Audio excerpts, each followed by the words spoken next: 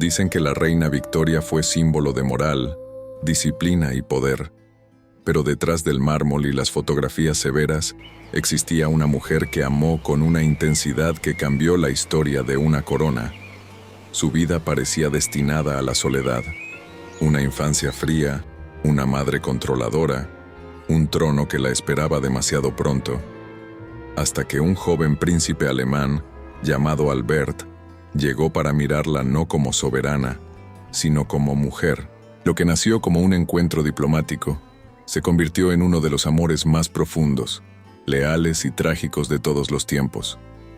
Ella desafió al parlamento, a su familia y a la propia tradición inglesa para casarse con él. Y cuando la muerte se lo arrebató, nunca volvió a vestir otro color que el negro. Esta no es una fábula, fue real, y cambió el curso de una monarquía. Suscríbete a Coronas y Besos y acompáñanos en esta historia donde el poder se arrodilla ante el amor y una reina aprende que, incluso en el palacio más grande, el corazón puede sentirse solo, hasta que alguien pronuncia tu nombre.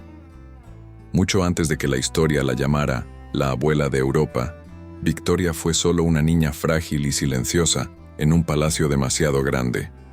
Nació en 1819, hija del duque de Kent y de la princesa de Sajonia-Coburgo-Saalfeld. Su padre murió cuando ella tenía apenas unos meses, y desde entonces su madre se convirtió en su sombra. La vigilaba, la controlaba, decidía con quién podía hablar, cuándo podía dormir y hasta cómo debía respirar. Aquel método se conoció como el sistema de Kensington, una educación que pretendía formar a una reina perfecta, pero que terminó creando a una joven aislada del mundo. Mientras los otros niños jugaban al sol, Victoria recorría pasillos silenciosos tomándole la mano a su perro Dash, su único amigo.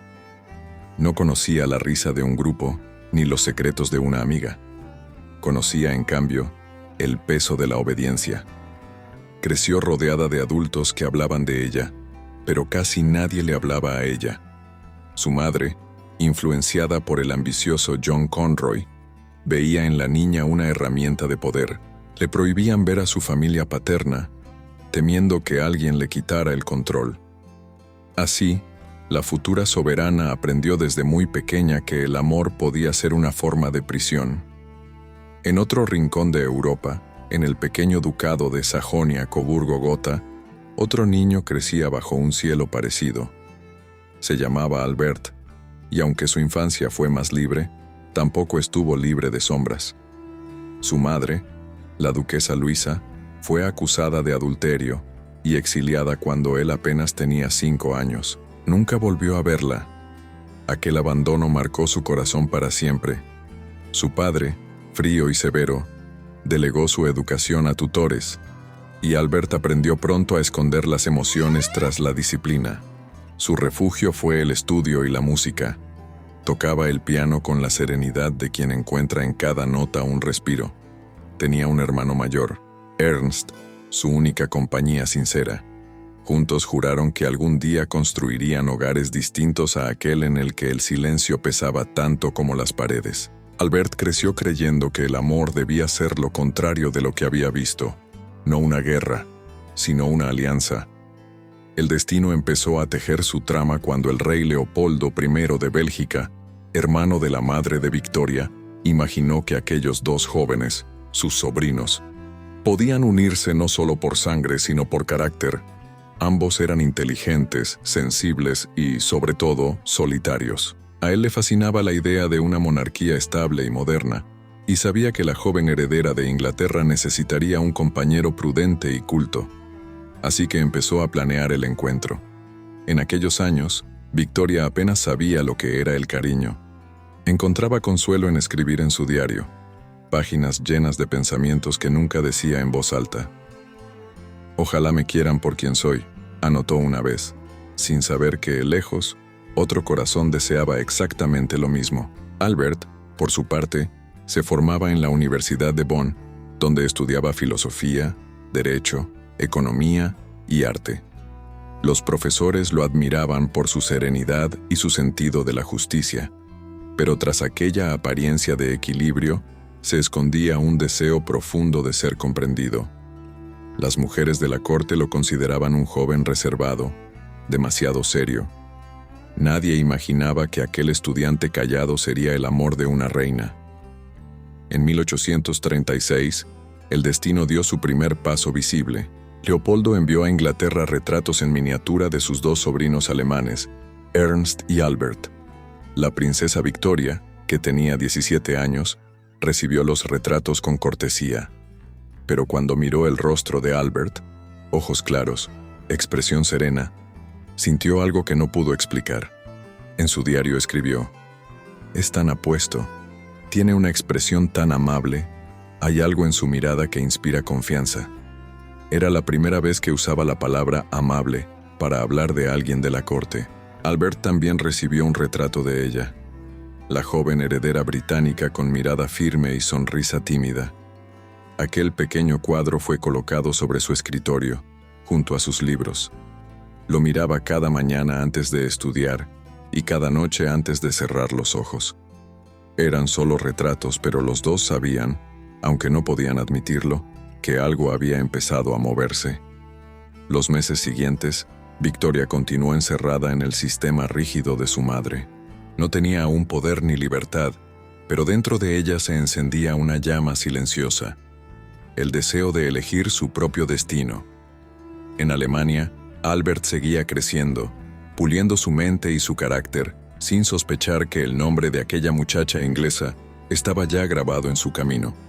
Eran dos almas separadas por mares y por deberes, pero unidas por la misma herida, la ausencia de amor verdadero, y aunque ninguno lo sabía, su historia ya había comenzado, escrita en silencio por manos invisibles que, a veces, solo el tiempo entiende. Era el año 1836, cuando los planes diplomáticos de los adultos se transformaron en destino para dos jóvenes que nunca habían conocido el amor. El príncipe Albert de Sajonia-Coburgo-Gotha viajó a Inglaterra junto a su hermano mayor, Ernst, con una misión discreta: presentarse ante la futura reina del imperio más poderoso del mundo. Para Victoria, aquella visita era solo un compromiso familiar más. Su tío, el rey Leopoldo de Bélgica, insistía en que conociera a sus primos alemanes, y su madre veía el encuentro como una oportunidad de fortalecer alianzas. Ella, sin embargo, lo afrontaba con la mezcla de curiosidad y tedio que le producían todas las ceremonias. Nadie esperaba que aquella tarde en el Palacio de Kensington cambiara su vida. Cuando Albert entró en la sala, el aire pareció detenerse. Tenía apenas 17 años, pero ya irradiaba una elegancia natural. No era el tipo de belleza altiva de los nobles ingleses, sino algo más sutil. Una expresión tranquila, educada, con una mirada clara que parecía observarlo todo con empatía. Victoria, acostumbrada a las reverencias y a las miradas interesadas, se encontró frente a un joven que la trató con un respeto distinto, no como a una princesa, sino como a una persona. Después de las presentaciones compartieron un paseo por los jardines. Hablaron de música, de pintura, de filosofía. Albert le confesó que tocaba el piano y el violín, y que encontraba en la música una forma de paz. Victoria lo escuchaba con una atención que sorprendió hasta a su dama de compañía. Aquel muchacho serio, que venía de un ducado menor, tenía un alma mucho más grande que cualquier título. Esa noche, Victoria escribió en su diario con una emoción nueva: «Albert es extremadamente guapo. Sus ojos son grandes y azules, su boca dulce, y su expresión encantadora. Me gusta mucho». Fue la primera vez que la futura reina habló del amor en sus páginas secretas. Albert, por su parte, quedó impresionado por su inteligencia y su espontaneidad. En una carta a su familia, escribió que la princesa posee una gracia natural, una vivacidad que ilumina la conversación y una firmeza que, si se modera con ternura, puede convertirla en una gran reina. Durante los días siguientes, compartieron cenas, bailes y paseos. La corte los observaba con curiosidad, pero ellos parecían vivir en un pequeño mundo aparte. En un baile organizado en honor a los visitantes, Victoria aceptó danzar con Albert. La música comenzó, y por un instante todo alrededor se desvaneció. Él tomó su mano con delicadeza, ella lo miró a los ojos, y algo se encendió. Ninguna palabra podía describirlo, pero ambos lo sintieron. Esa conexión silenciosa que se reconoce sin entenderse. Cuando la música terminó, Albert se inclinó y besó su mano con un respeto casi devoto. Victoria sintió un estremecimiento. Nadie la había hecho sentir así. Pero el destino, siempre cruel con los amores reales, los separó de nuevo. Albert debía regresar a Alemania para continuar sus estudios, y Victoria, aunque triste, comprendía su deber. Antes de partir, él le regaló un pequeño ramillete de flores y una miniatura de su retrato. Ella, en secreto, lo guardó en una caja con sus objetos más personales. Cuando el carruaje de Albert se alejó, Victoria miró por la ventana hasta perderlo de vista. No sabía que tardarían 3 años en reencontrarse. A partir de entonces, comenzaron una correspondencia cuidadosamente formal, pero cargada de sentimientos ocultos. Las cartas hablaban de arte, de política, de deber, pero en cada línea se escondía algo más, una cercanía creciente. Victoria sentía que al escribirle podía ser ella misma, sin el peso del protocolo. En una de esas cartas, agradeció a su tío Leopoldo por la perspectiva de gran felicidad que me ha dado en la persona de Albert. Era la manera más prudente que tenía de confesar lo que ya era evidente. Estaba enamorada. Mientras tanto, Albert se preparaba para un futuro incierto. Sabía que, aunque amaba a Victoria, su posición era delicada. El pueblo inglés miraba con recelo a los príncipes extranjeros. Además, él no tenía fortuna ni poder militar. Pero su educación, su moral y su calma lo hacían un hombre excepcional. A diferencia de muchos jóvenes de su edad, no tenía amantes ni aventuras. Soñaba con un matrimonio basado en el respeto y la fidelidad. El tiempo pasó y el retrato de Victoria permaneció sobre su escritorio. Cada día, al mirar ese rostro, Albert pensaba en la joven que le había devuelto la esperanza en el amor. Ella, por su parte, seguía viviendo entre obligaciones reales, pero guardaba su retrato y las cartas con un afecto que ni su madre ni los consejeros podían comprender. En la primavera de 1837, la vida de Victoria cambió para siempre. El rey Guillermo IV murió, y con apenas 18 años, la joven se convirtió en reina del Reino Unido. El mundo entero la observaba, y entre las muchas coronas que le ofrecían, había una que todavía no sabía si aceptar, la del amor. Albert, desde Alemania, recibió la noticia con orgullo, pero también con melancolía. Sabía que, ahora más que nunca, la distancia entre ellos no era solo de mares, sino de poder. Una reina podía amar, sí, pero no podía casarse por capricho. Aún así, ambos siguieron escribiéndose. Las cartas se convirtieron en su refugio. En ellas se encontraban, se comprendían, se amaban sin poder decirlo en voz alta. Ninguno imaginaba que, 3 años después, el destino los volvería a reunir. Y esta vez, para siempre. Porque lo que empezó como un simple encuentro diplomático entre 2 primos lejanos, se había convertido en una llama imposible de apagar. Y aunque el deber los separara, cada palabra que cruzaban era una promesa silenciosa. Volveré a ti. El amanecer del 20 de junio de 1837 trajo a Londres una noticia que cambiaría la historia. El rey Guillermo IV había muerto, y la joven Victoria, de solo 18 años, se convertía en reina del Imperio Británico. Cuando la despertaron en su habitación del Palacio de Kensington, estaba descalza, con el cabello suelto y los ojos todavía llenos de sueño. Pero en cuestión de minutos, comprendió que su vida de niña había terminado. En aquel instante, nació una monarca. La coronación fue un espectáculo de luces y solemnidad. El pueblo la admiraba, una joven reina, hermosa, educada y dueña de una firmeza poco común. Pero detrás de aquella figura impecable se escondía una soledad inmensa. Su madre, la duquesa de Kent, intentaba seguir controlándola incluso desde las sombras. El secretario Conroy seguía moviendo hilos en la corte. Victoria, harta de años de manipulación, tomó su primera decisión real: mantener a su madre en el palacio, pero en habitaciones separadas, y despedir a Conroy para siempre. Fue su primer acto de poder y de independencia. Sin embargo, el precio de la libertad era alto. Ser reina significaba no pertenecer a nadie. Ya no podía reír con naturalidad, ni salir a pasear sin ser observada, ni elegir a quién amar sin causar un escándalo.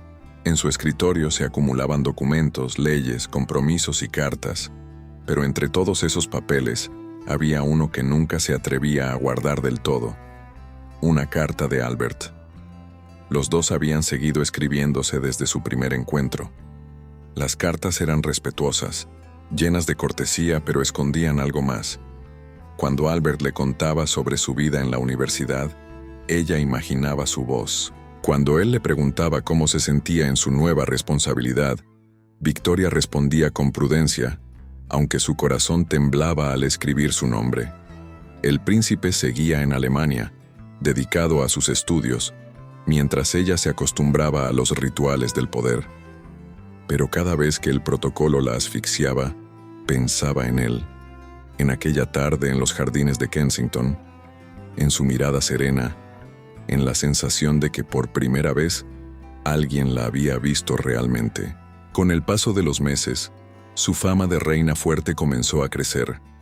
Los ministros la elogiaban por su determinación. El pueblo, aunque la observaba con cautela, empezó a respetarla. Pero en las noches, cuando la corte dormía y el palacio quedaba en silencio, Victoria abría su diario y dejaba caer la máscara. Escribía: «He logrado tanto y, sin embargo, siento que me falta lo más sencillo: alguien que me mire sin títulos, alguien que no tema tocarme la mano». Su tío Leopoldo, desde Bélgica, seguía atento a todo. Sabía que Albert era el hombre ideal para ella: sensato, culto y capaz de equilibrar su temperamento apasionado. Así que comenzó a insistir nuevamente en la idea del matrimonio. Victoria, sin embargo, dudaba. No quería perder su independencia. Había esperado toda su vida para tomar sus propias decisiones, y ahora el mundo entero quería que entregara su libertad a un esposo. Por aquellos años, el rey Guillermo había intentado unirla con otro candidato, el príncipe Alejandro de los Países Bajos, un joven correcto y de buen linaje. Pero a Victoria le bastó una sola conversación para rechazarlo. «Es demasiado simple», escribió con frialdad en su diario. Ella no buscaba un título ni una alianza, quería un compañero, y solo un nombre volvía una y otra vez a su mente: Albert. El recuerdo de su primer encuentro seguía vivo. No había pasado un solo día sin pensar en él. ¿Pero podía una reina dejarse llevar por el corazón? El parlamento, los ministros y la prensa eran despiadados. Un paso en falso podía destruir su imagen. Aún así, había algo en ella que no se resignaba. En el otoño de 1839, después de 2 años en el trono, Victoria tomó una decisión que escandalizaría a todos: invitar a Albert a regresar a Inglaterra. Oficialmente, lo hacía para una visita familiar. En realidad quería verlo de nuevo y, en el fondo, confirmar lo que ya sospechaba: que lo amaba. Cuando el príncipe llegó a Londres, habían pasado 3 años desde su primer encuentro. Ambos habían cambiado. Él era más maduro, más seguro de sí mismo. Ella, más soberana, más consciente de su poder. Pero cuando sus miradas se cruzaron, nada de eso importó. Victoria lo describió más tarde en su diario con palabras que parecían latir: «Mi querido Albert ha llegado. Es tan bueno, tan encantador. Mi corazón está completamente suyo». Durante los días siguientes, compartieron paseos, conversaciones y momentos que parecían suspendidos en el tiempo.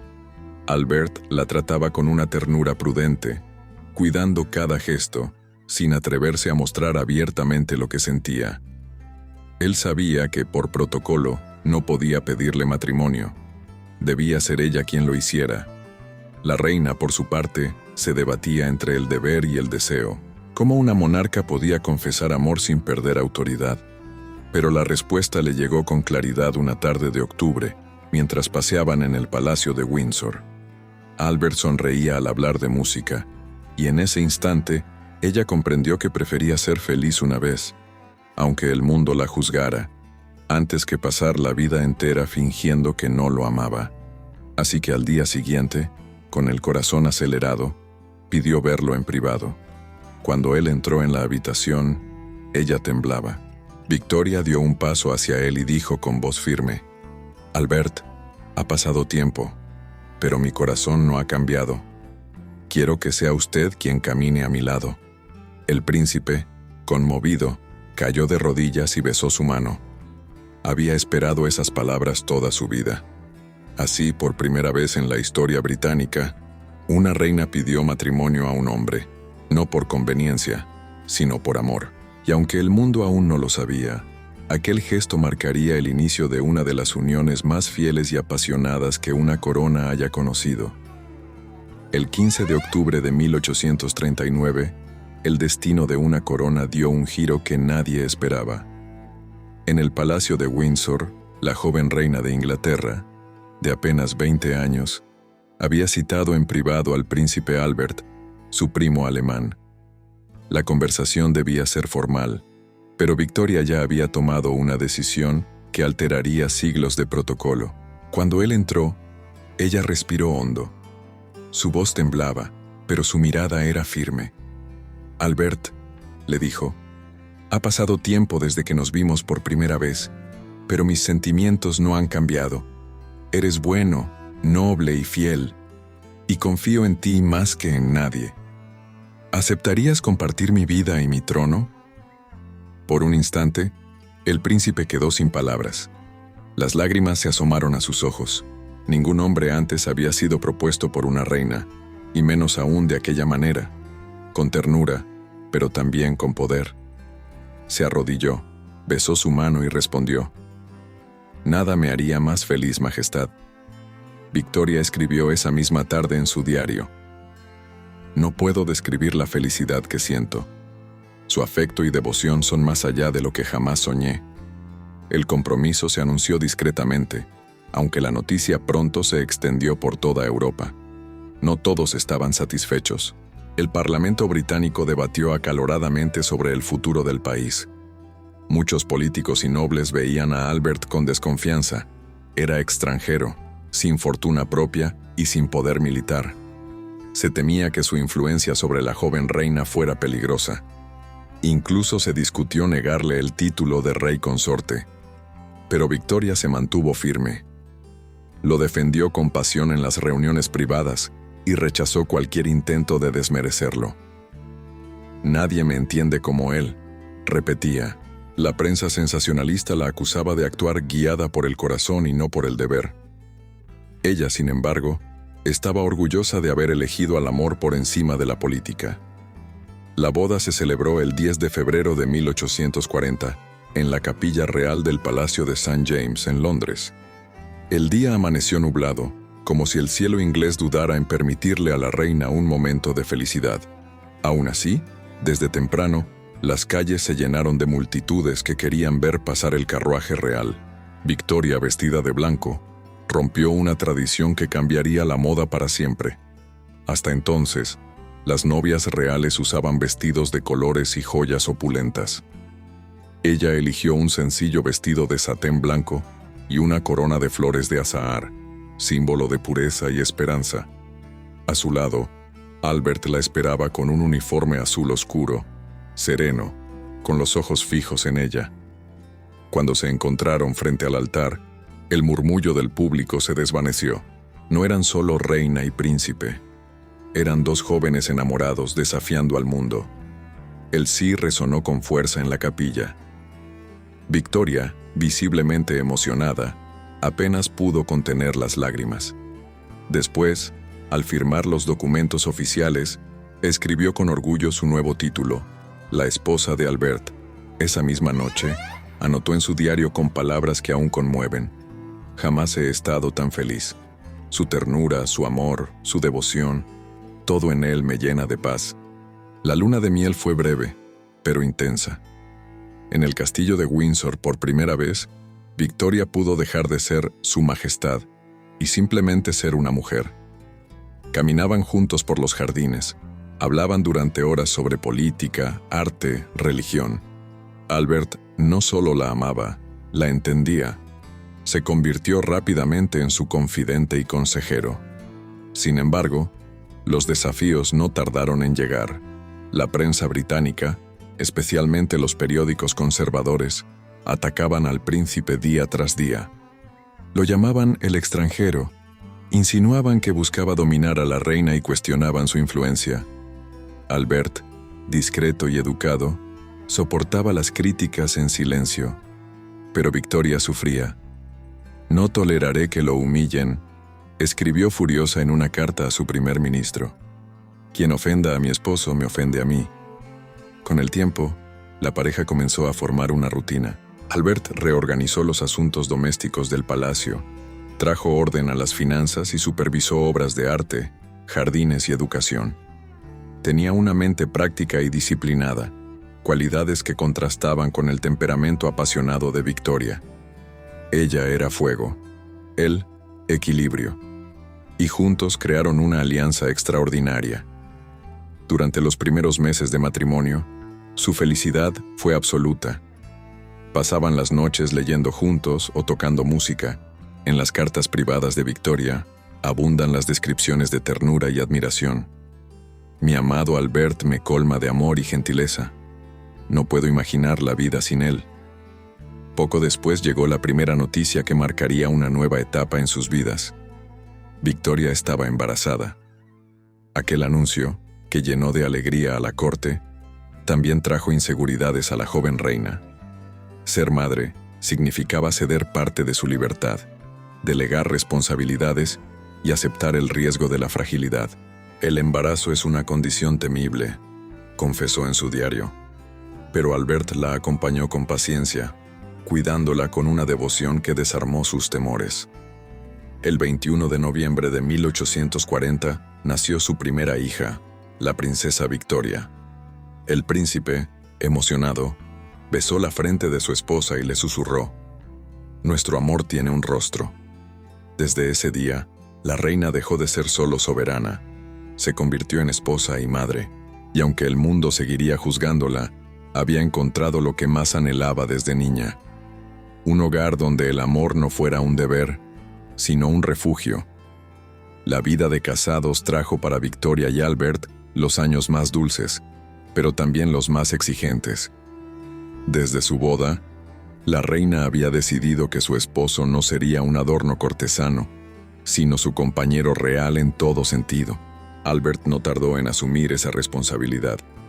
Revisaba documentos, analizaba presupuestos, corregía discursos y, poco a poco, se convirtió en el verdadero sostén político y emocional de la monarca más poderosa del mundo. Su unión comenzó a transformar la imagen del trono británico. En una Europa acostumbrada a matrimonios fríos y convenientes, Victoria y Albert mostraban algo insólito: un amor visible, lleno de complicidad, risas y trabajo compartido. Eran la representación viva de la estabilidad familiar. En los retratos oficiales, ella aparecía tomada del brazo de su esposo. En los jardines, paseaban sin escoltas, como cualquier pareja enamorada. El pueblo, que al principio lo había rechazado, comenzó a admirarlo. Albert, con su disciplina alemana, trajo orden al caos palaciego.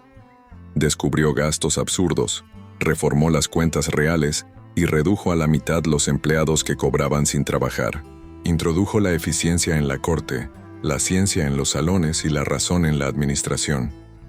Victoria, siempre impulsiva, se irritaba a veces por su prudencia, pero en el fondo lo admiraba más que a nadie.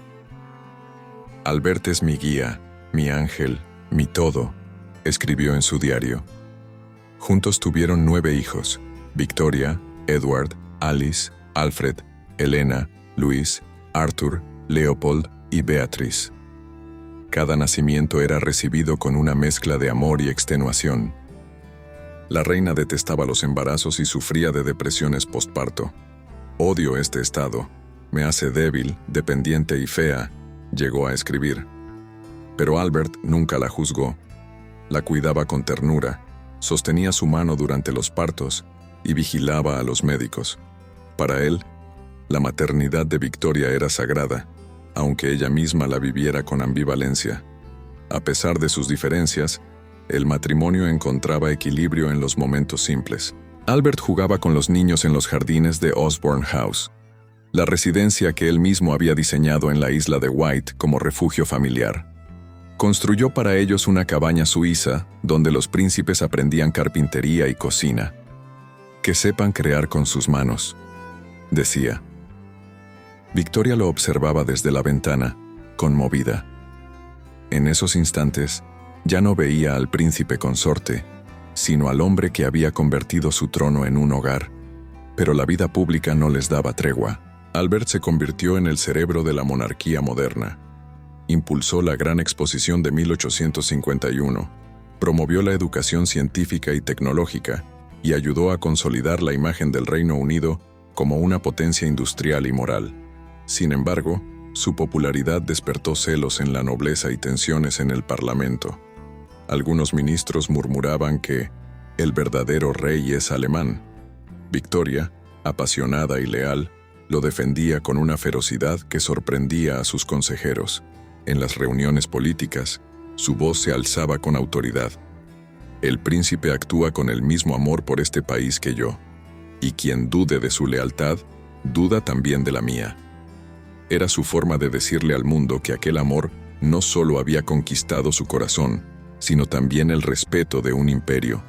Sin embargo, incluso en los matrimonios más felices, el tiempo deja grietas. Victoria, impetuosa y emocional, se sentía incomprendida cuando Albert se sumergía en su trabajo. Él, racional y reservado, se frustraba por los estallidos de cólera de la reina. En las cartas y diarios de esos años, se reflejan los pequeños choques de carácter que, sin romperlos, los desgastaban. «Él es bueno y sabio», escribía ella, «pero a veces tan correcto, tan perfecto, que me irrita». Albert también sufría en silencio. Sabía que su esposa, por naturaleza y posición, no toleraba compartir el control, pero la amaba demasiado como para enfrentarse a ella. Cuando discutían, él se retiraba a su estudio y antes de dormir, dejaba sobre su almohada una nota con un mensaje simple. «Te amo incluso cuando no lo parezco». Su amor sobrevivía a todo, a las intrigas políticas, a los embarazos, a los rumores, a los ataques fallidos contra la reina. Hubo varios intentos de asesinato entre 1840 y 1850. Albert era siempre el escudo invisible entre Victoria y el mundo. En una de aquellas ocasiones, cuando un hombre disparó hacia el carruaje real, el príncipe se inclinó sobre su esposa para protegerla. «Si no fuera por él, habría muerto», confesó ella después con lágrimas. Con los años, la familia creció, y con ella, el peso de las responsabilidades. Los hijos mayores comenzaban a casarse, el trono británico se fortalecía, el imperio se expandía más allá de lo imaginable. A ojos del mundo, Victoria y Albert eran el retrato perfecto de la virtud monárquica. Pero en los pasillos de Windsor y Balmoral, la sombra del cansancio empezaba a posarse sobre él. Albert trabajaba sin descanso. Reuniones, reformas, viajes, correspondencia política, educación de los hijos, planificación de eventos. Parecía que nunca dormía. Su salud comenzó a deteriorarse lentamente. Tos persistente, fiebre, agotamiento. La reina, preocupada, insistía en que descansara, pero él siempre respondía con la misma serenidad. «Mi deber no entiende de cansancio, querida». Era esa dedicación inquebrantable la que tanto la enamoraba, y la que pronto se convertiría en su mayor dolor. El amor entre Victoria y Albert había resistido todo. La política, las intrigas, el peso del poder y el paso de los años. Pero ni siquiera una reina puede detener el destino. A finales de 1861, el invierno se adelantó sobre Inglaterra, y con él, un silencio extraño comenzó a recorrer los pasillos de Windsor. Albert tosía cada vez más. Parecía una gripe, pero su mirada cansada traicionaba algo más profundo. Había trabajado demasiado, dormido poco, llevado sobre los hombros no solo el peso de un imperio, sino también las preocupaciones de un padre, un esposo y un consejero incansable. Victoria lo notaba, aunque se negaba a admitirlo. «Es solo agotamiento», repetía tratando de convencerse, pero el cansancio del cuerpo no era lo que la asustaba, sino el de la mirada. Esa luz firme que siempre había visto en los ojos de Albert comenzaba a apagarse. Un rumor llegó desde Cambridge. Su hijo mayor, el príncipe Eduardo, a quien la familia llamaba Bertie, había sido visto en compañía de una actriz. Albert, profundamente moral, decidió viajar para reprenderlo. Hacía frío, llovía, y su salud ya estaba frágil, pero el deber, una vez más, lo empujó. Cuando regresó, la fiebre no lo abandonó más. El 14 de diciembre de 1861, el día que quedaría grabado como la herida más grande del corazón de la reina, Albert amaneció débil, pero lúcido. Victoria no se apartó de su lado. «No te esfuerces, querido», le dijo acariciando su frente. «El reino puede esperar». Él sonrió con esa ternura que había calmado sus tempestades durante más de 20 años. «Mi deber eres tú, mi querida esposa», susurró. Aquel día, el reloj de Windsor pareció detenerse. Los médicos diagnosticaron fiebre tifoidea, aunque muchos historiadores creen que padecía la enfermedad de Crohn. Albert tenía solo 42 años. En su cama, rodeado por sus hijos y por el amor de su vida, tomó la mano de Victoria y le dijo con voz apenas audible: «Te he amado más allá del poder, más allá del deber. Prométeme que no olvidarás ser feliz». Minutos después, su respiración se detuvo, y con ella, el corazón de una reina. Victoria se arrodilló junto a su cuerpo, incapaz de comprender lo que ocurría. No gritó, no lloró. Simplemente lo miró, una y otra vez, como si la voluntad pudiera devolverle la vida. Esa noche escribió una sola línea en su diario: «Mi vida ha terminado. Albert ha muerto». Desde entonces, el mundo conoció a una nueva Victoria. Una mujer vestida de negro que ya no sonreía, que evitaba el espejo y que vivía rodeada de recuerdos. Ordenó que la habitación de Albert permaneciera intacta. Cada mañana, los sirvientes debían colocar ropa limpia sobre la cama, abrir las cortinas y dejar agua caliente para su afeitado, como si él fuese a volver en cualquier momento. En Osborne, en Balmoral, en Windsor, cada casa guardaba una parte de él. El pueblo comenzó a llamarla la viuda de Windsor. Durante décadas, apenas apareció en público. Gobernaba desde la sombra, escribía cartas y se refugiaba en el trabajo para no pensar. En su soledad, encontró consuelo en dos hombres humildes: John Brown, un sirviente escocés leal y sincero, y años después, Abdul Karim, un joven indio que le enseñó urdú y la trataba con un respeto sin miedo. A ambos los amó con gratitud, pero ninguno ocupó el lugar de Albert. «Nada ni nadie puede reemplazarlo», repetía. El tiempo siguió su curso, pero Victoria nunca volvió a quitarse el luto. Su dolor se transformó en símbolo. Millones de mujeres en Europa comenzaron a vestir de negro para honrar a sus muertos, inspiradas por su ejemplo. Aún sin quererlo, la reina convirtió el duelo en moda y la tristeza en legado. Cada Navidad, recordaba la tradición que Albert había llevado a Inglaterra: el árbol decorado con velas y frutas. Incluso en su vejez, insistía en colocarlo ella misma. «Así era su manera de hacernos sentir en familia», decía mientras acariciaba las ramas. A veces, en la penumbra, los sirvientes aseguraban escucharla murmurar su nombre. En enero de 1901, con 81 años, La salud de la reina comenzó a declinar. Reunió a sus hijos y nietos alrededor de su cama.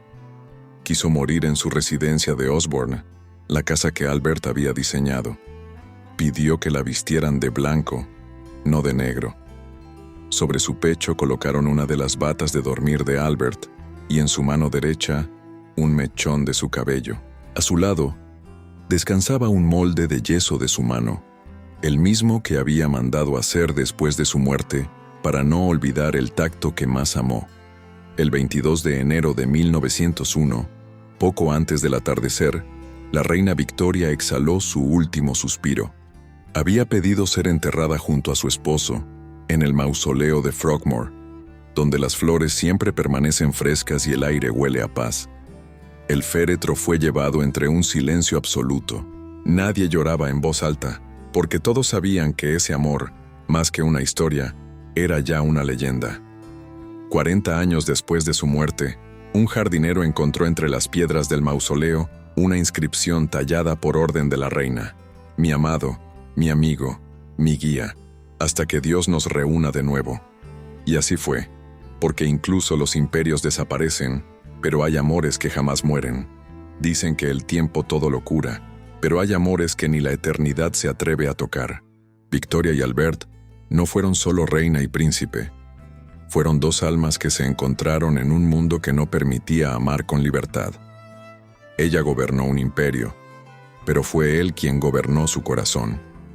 Y en la tumba donde descansan juntos, el silencio parece susurrar todavía sus votos. Suscríbete a Coronas y Besos para seguir descubriendo las historias donde el amor no se rinde, ni siquiera ante la muerte.